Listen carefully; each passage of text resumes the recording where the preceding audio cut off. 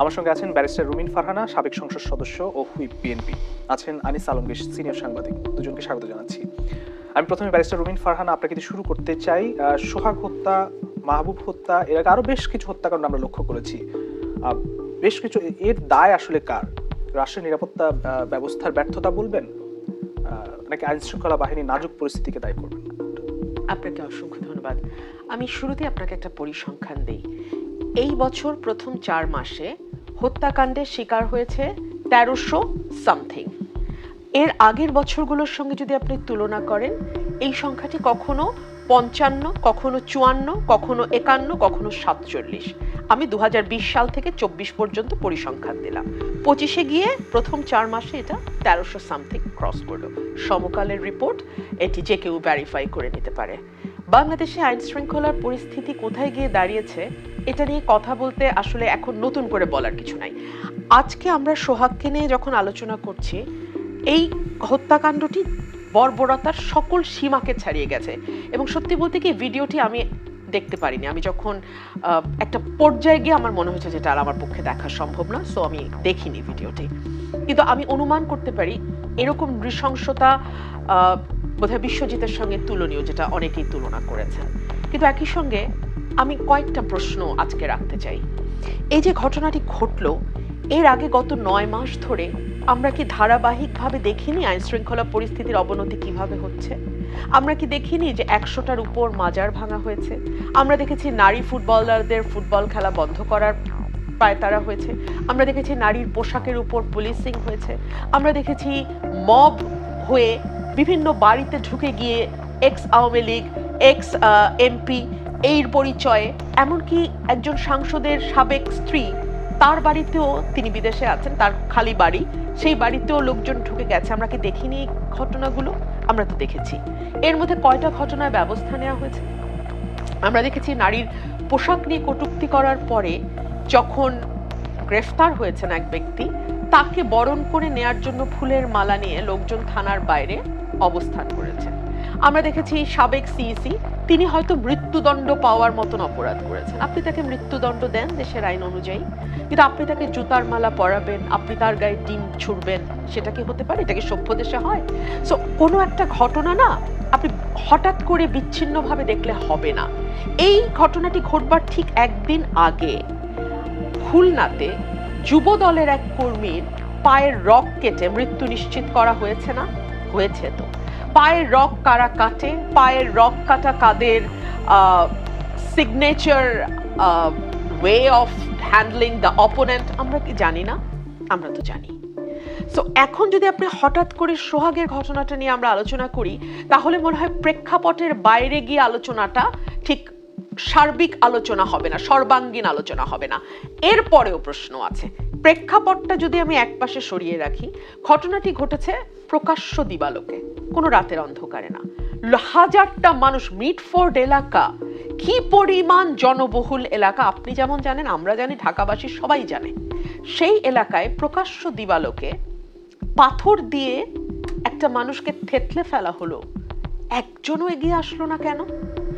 100 গজ দূরে answer camp, answer বাহিনী ওখানে ডিউটি পালন করে। তারা তখন কি করছিল? 3 হচ্ছে, বাংলাদেশে আমরা পছন্দ করি না করি একটা সরকার আছে, নির্বাচিত হোক না হোক একটা সরকার আছে, গণ অভ্যুত্থান আর বিপ্লবের মধ্যে মারামারি হোক একটা সরকার আছে, সেই সরকারের একটা স্বরাষ্ট্র উপদেষ্টা আছে, একটা ল এনফোর্সমেন্ট বাহিনী আছে। তারা কি করলো? এই প্রশ্নগুলোর জবাব তো সরকারকে দিতে হবে। আপনি একজন অথর্ব স্বরাষ্ট্র উপদেষ্টাকে পালবেন, আমি ওনাকে অথর্ব বলছি, তার হাজারটা কারণ আছে। উনি একমাত্র উপদেষ্টা যিনি গুলির ম্যাগাজিনকে চশমা বা মোবাইলের সঙ্গে গুলিয়ে ফেলেন। মানে চশমা বা মোবাইল যেমন অতি গুরুত্বপূর্ণ কিন্তু কোনো হার্মলেস একটা আইটেম, গুলিও সম্ভবত ওনার কাছে অতি গুরুত্বপূর্ণ, বাট নট দ্যাট হার্মফুল একটা আইটেম। ওনার ব্যর্থতার পরিচয়ে উনি দিয়েছেন প্রথম দিন থেকেই। এবং আমি যে পরিসংখ্যানটা দিলাম, এটা জাস্ট হত্যার পরিসংখ্যান। এই পরিসংখ্যানটাই ইন্ডিকেট করে বাংলাদেশে আইন শৃঙ্খলা পরিস্থিতির কি অবস্থা, বাংলাদেশের স্বরাষ্ট্র মন্ত্রণালয় বলে যেই মানে বস্তুটা এক্সিস্ট করে সেইটার কি অবস্থা। আজকে বিএনপির অ্যাক্টিং চেয়ারম্যান জনাব তারেক রহমান একটা অত্যন্ত ভাইটাল কোয়েশ্চেন তুলেছেন। ভিডিওতে পরিষ্কার দেখা গেছে কে এই মাথা থেতলে দিয়েছে, তাকে কেন গ্রেফতার করা হচ্ছে না? আমরা তো সাধারণত আর্মস দেখলে লোকে সরে যায়, ফায়ার আর্মস দেখলে লোকে সরে যায়, ইট পাথর এগুলো লাঠি এগুলো দেখলে তো মানুষ সরে না। তাহলে ওই লোকগুলোকে কারা কন্ট্রোল করছিল যখন সোহাগের উপর অ্যাটাক হয়? কারা ওই চারপাশের মানুষদেরকে ভীতির মধ্যে রেখেছিল যে এখনো প্রথম আলোতে কথা বলতে গেলে প্রত্যক্ষদর্শীরা নাম গোপন রাখার শর্তে কথা বলছেন? তার মানে কি? ধরেন আওয়ামী লীগের সময় যুবলীগ ছাত্রলীগ পিটায় মারছে বিশ্বজিৎকে, কথার কথা, তো তখন তো সরকার আওয়ামী লীগের, তো প্রত্যক্ষদর্শীরা হয়তো অনেকে মুখ খুলতে ভয় পেয়েছে যে সরকার আওয়ামী লীগের, এখন মুখ খুললে কি না কি হয়। এই সরকারটা কাদের? এই সরকারটা কাদের যে খুনির ব্যাপারে মুখ খুলতে সাধারণ মানুষ ভয় পাচ্ছে? সেই খুনি যার হাতে কোনো ফায়ার আর্মস নাই, যার হাতে কেবল ইটের টুকরা পাথরের টুকরা আছে, সেই খুনির ব্যাপারে মুখ খুলতে প্রত্যক্ষদর্শীরা কেন ভয় পাচ্ছে? কারা ভয় দেখাচ্ছে? সরকার কেন যাকে ভিডিওতে দেখা যাচ্ছে তাকে গ্রেফতার করছে না? সরকারটা কাদের? আওয়ামী লীগের সময় আমরা জানতাম এটা আওয়ামী লীগের সরকার। আমি যদি প্রশ্ন করি ইউনূস সরকার কাদের সরকার, আমি সত্যিই জানি না ইউনূস সরকার কাদের সরকার। আমি বিশেষ করে সোহাগের ঘটনার পরে আমি সত্যিই জানি না। এবং সোহাগের ঘটনাটা ঘটলো ঠিক যুবদলের একজন নেতার বা একজন কর্মীর পায়ের দুটো রগ কাটার পরে। পায়ের রগ কেটে যুবদলের কর্মীর মৃত্যু নিশ্চিতের পরদিনই সোহাগের ঘটনা ঘটলো। কেন? হত্যার ঘটনা আগেই ঘটেছে, দুদিন আগে। কেন? জি, আমি আসবো আপনার কাছে। আমি একটু আনিস আলমগীর আপনার কাছে আসি। এই ঘটনা আসলে রাজনৈতিক দায় কতটুকু সেটি হয়তো থাকতে পারে। আইন শৃঙ্খলা বাহিনীর দায়িত্ব তো সরকার। আজকে তারেক রহমানও বলেছেন যে আইন শৃঙ্খলা বাহিনী চালায় সরকার, অপরাধীদের সরকার ধরছে না কেন? দুদিন পরে আমরা দেখলাম যে যাদেরকে ধরা হলো, 2জন বা 3জনকে ধরা হলো, তাদেরকে রিমান্ডে নেওয়া হলো। 2 দিন লাগলো এই ঘটনার অ্যারেস্ট করতে। রাইট, এটা খুব আনফরচুনেট যে ঢাকা শহরের মতো একটা জায়গায় এ ধরনের একটা ঘটনা ঘটলো বুধবারে, সেটা মামলা হলো তার পরের দিন, বৃহস্পতিবার মামলা হলো, শুক্রবারে রাতে গিয়ে বিকালে গিয়ে এটা ভাইরাল হচ্ছে। তার মানে কি মিডিয়া কোথায়? এই দেশে কি মিডিয়া কার্যকর আছে আর বলা যাবে? এরকম শহরের মধ্যে একটা ইভেন্ট যখন মিডিয়া কভার করতে পারে না, মিডিয়া জানে না। আগে তো আমরা দেখতাম যে ক্রাইম রিপোর্টার যারা আছে তারা থানা রাউন্ড অফ করতো, সেখান থেকে তারা জানতে পারতো যে আজকে শহরে কি ক্রাইম হয়েছে সবগুলো। এটা কিন্তু সেই পুরনো আমল থেকে, এরশাদ, বিএনপি, আওয়ামী লীগ সব আমল থেকে হয়েছে। তাহলে সেই রাউন্ড অফ কি চলে গেছে এই রিপোর্টারদের জন্য? এরা জানে না কেন? এরা সোশ্যাল মিডিয়ার প্রেক্ষিতে এরা জানছে যে দেশে এরকম একটা ভয়াবহ ঘটনা ঘটেছে, রাজনৈতিক দলগুলোও জানছে, সব প্রতিক্রিয়া দিচ্ছে, সবাই বিমর্ষ হচ্ছে, মানে আশ্চর্য হচ্ছে এই ধরনের ঘটনা কিভাবে করতে পারে, পাথরটা যে কিভাবে মারছে। আমি তো মানে না দেখার তালে থাকি সবসময় এগুলো, কিন্তু আমার ইনবক্স হোয়াটসঅ্যাপ ভরাই ফেলতেছে এগুলা যে কেন কিছু বলেন না, কেন কিছু বলেন না। তো খুলে দেখি যে কী বিভৎস, তখন তার চুপ থাকতে পারে না। এবং আমি তো প্রথমেই বলবো এটা ডক্টর ইউনূসের ব্যর্থতা। ডক্টর ইউনূসের যে একটা সরকার আছে সেটা তো এখানে কোনো টের পাওয়া যায় না। উনি এই দেশটাকে, আমি বারবার বলছি, উনি এখানে এসেছেন এই দেশটাকে তছনছ করে দেওয়ার জন্য, এবং উনি এই তছনছ করে দিয়ে প্যারিসে বা অন্য কোথাও চলে যাবেন। কিন্তু তার ভগ্নাংশ, তার দায় দায়িত্ব এই আমাদেরকে ভোগ করতে হবে, যারা আগামীতে সরকার গঠন করবে তাদেরকে ভোগ করতে হবে। সমাজটা যে উনি যে তছনছ করে দিয়েছেন, এখানে যে ল অ্যান্ড অর্ডার নাই, সেগুলো তো উনার কারণে হচ্ছে। উনি তো কোনো পদক্ষেপ নিচ্ছেন না। আমি যখন আমার স্ট্যাটাস দিলাম এটা নিন্দা করে, ওনার কাছে জবাব চাইলাম, ওনার অথর্ব স্বরাষ্ট্রমন্ত্রীর কাছে জবাব চাইলাম, আমাকে তখন কিছু বট বাহিনী, যেগুলোকে অনেকে চেনে এখন, গালাগালি করছে যে আপনি তারেক রহমানকে কেন দায়ী করছেন না, তারেক রহমানকে। আমি তো তারেক রহমানকে আমি দায়ী অবশ্যই করব, কিন্তু কথা হচ্ছে সরকারে তো সে নাই, তাকে যে আমি বলবো আপনি এটা করেছেন কেন। সে যদি সরকারে থাকতো তাহলে তো আমি তাকে ডাইরেক্ট দায়ী করতে পারতাম। আমার সেই লেখা তো তারেক রহমানকে দায়ী করছি। যারা সরকারে আসবে তাদের ট্রেলার দেখতেছি আমরা, যে বাংলা সিনেমা ট্রেলার দেখে না, যে তারা কি করবে, তারেক রহমানদের শাসন কেমন হবে আমরা সেটাও দেখতেছি। এবং এটাও বলেছি আরেক গোষ্ঠী যেগুলো আসবে তারা তো সরাসরি বলছে যে বাংলাদেশকে তারা তালেবান রাষ্ট্র বানাতে চায়। তো একটা তালেবান রাষ্ট্র বানাতে চায়, আরেকটা কি করবে। এই গত 11 মাস ধরে এমন কোনো চাঁদাবাদী জায়গা নাই বিএনপি সেখানে যায় নাই, চাঁদাবাদী করেছে এমন কোনো জায়গা নাই তারা সেখানে মবের মধ্যে তারা একেবারে ছিল না, তারাই বেশিরভাগ মব করেছে।